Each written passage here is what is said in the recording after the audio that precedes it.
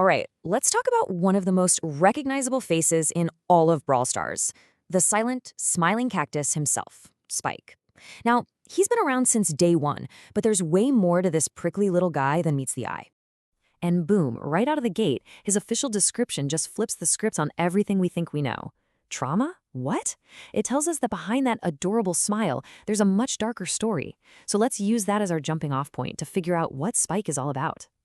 Okay, so before we get into all that mystery and trauma, we've got to cover the basics. Let's just lay the groundwork and ask, what are the absolute core facts that define Spike? So a few things here just pop right off the screen. First, he's a legendary brawler, which automatically sets the bar pretty high. He came out with the game's launch, which makes him a true OG. But the real kicker here is the voice actor, none. And nope, that's not a typo. It's a fundamental piece of his character. Exactly. Spike is so much more than just a brawler. He's a mascot for the entire game. And the developers have actually confirmed they will never give him a voice. That silence is his whole thing. His actions and, his emotes are the only way he has of speaking. So, how does a silent cactus actually fight? What makes him so lethal? Well, it all comes down to his abilities, and it starts with a main attack that is truly one of a kind. This is his signature move, the needle grenade. You gotta think of it as a two-part attack. First, the little cactus itself hits, but then, bam, it explodes and fires out 6 more spikes. This is a masterclass in what we call area denial, forcing your opponent to dance around your attacks right from the get-go. So, what kind of damage does it actually translate to? Well, get a load of this.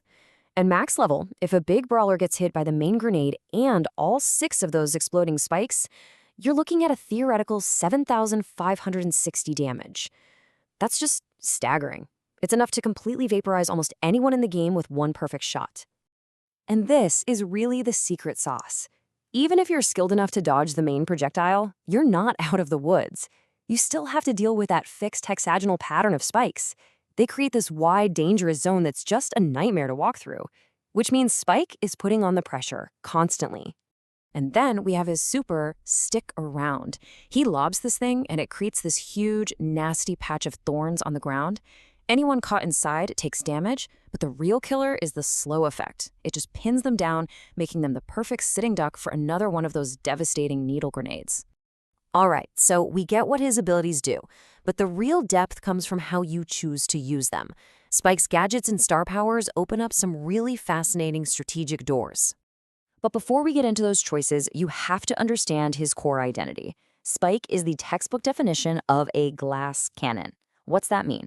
Well, he can dish out some of the craziest damage in the game, but he's also incredibly fragile. You can look at him the wrong way and he'll fall over. It's this high-risk, high-reward style that makes every single choice so important. And his gadgets are the perfect illustration of that. It's a choice between doubling down on your strength or covering your weakness. Do you go pure offense with popping pincushion, which basically turns you into a close-range shotgun to melt anyone who gets in your face? Or do you play it safe with Life Plant, giving yourself a bit of cover and some healing for the team? His star powers ask a similar question. Do you want more map control, or do you want to stay alive longer? Curveball makes his spikes bend as they fly, which is just infuriating to play against, and makes his attacks way easier to hit. On the other hand, Fertilize lets him heal while standing in his super, which can be an absolute game changer for his survivability in a big team fight. So with such a well-defined kit, how has Spike managed to stay relevant for all these years? Let's take a quick look at his journey through the constantly shifting meta of Brawl Stars. You can really see how Spike has evolved through these key additions. Curveball turned him into a long-range pest. Popping Pincushion gave him a surprising tool to defend himself up close. Life Plant finally gave him a defensive option he desperately needed. And then, of course, his Hypercharge just took all his strengths and turned the dial all the way up to 11. But after all those changes, his core identity is still here. The pros are just undeniable. Insane damage, attacks that are so hard to dodge, and he's one of the best tank busters in the game. But the cons are just as real. He's incredibly squishy, his main attack range isn't super long, and sometimes the damage just doesn't connect the way you want it to. And that brings us to the big debate, the question that players have been asking for years. With a kit that seems, on the surface, to be pretty straightforward, what actually makes Spike legendary? I mean, let's just be real about it. You compare him to other legendaries with these super complex, flashy mechanics, and Spike, Well, he throws a cactus that explodes and a super that slows people down. So why? Why is he in that highest tier of rarity? Well, I think the argument really comes down to three things. First, you just can't deny his mascot status. He is Brawl Stars. Second, the character concept itself is just so memorable and unique. But third, and this is the most important one, his legendary status isn't about flashy abilities. It's about the subtle genius of his basic attack.